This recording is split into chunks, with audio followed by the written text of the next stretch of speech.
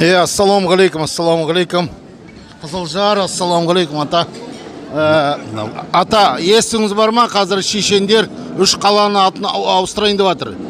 Өзінің ұлтын несін анау казачий станицаны алып тастаймыз дейді. Өзіміздің шешен ұлтымен атын ауыстырамыз деп. Аз біз қашан енді Қызылжар деп қоямыз енді. Қалай ойлайсыз? Мен өзім ойлаймын. Бисмиллахир-рахманир-рахим. Альхамдулиллахи раббил аламин. Оны жаратқан Алла ем. Ең бірінші осы Қызылжар деген қаланың аты немістердің бір ғылымы 1856 жылы келіп, сонда кітабында жазған екен. Қызылжар қаласы, мынау сауданың ортасы Қызылжар қаласы, сосын скобкада жазған екен Петропавл деп. Енді әрине біздің тұрғын солтүстік Қазақстан халқы осы Қызылжар қаласы қашан болады деп армандайды.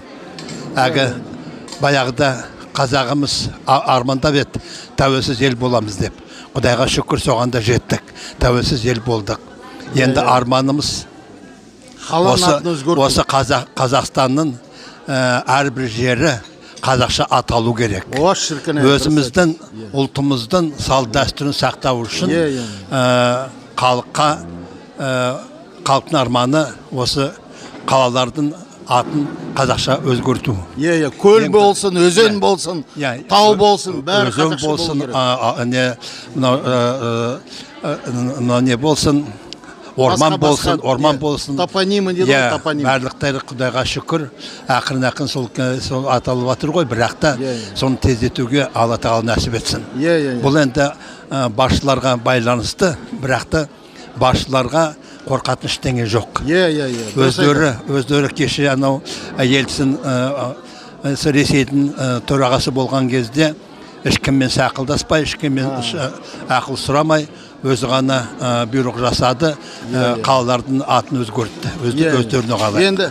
Сондықтан бізге де, осы төрағаларға да, еліміздің басшысы Қасым-Жомарт Тоқаевқа да өтінішіміз алаңдамай, ешкімге былай қорықпай ауыстыру керек. Қызылжар болу керек. Қызылжар, жігіттер, Қызылжар болу керек.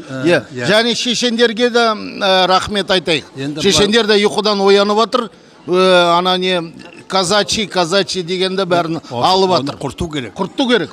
Казачий деген аты болмау керек. Мынау Петропавлды содар бермей тұр ғой, казачийді бермей тұр ауыстыруға. Сондықтан содар бәрі, Шаманов генерал деп кеше Рамзанға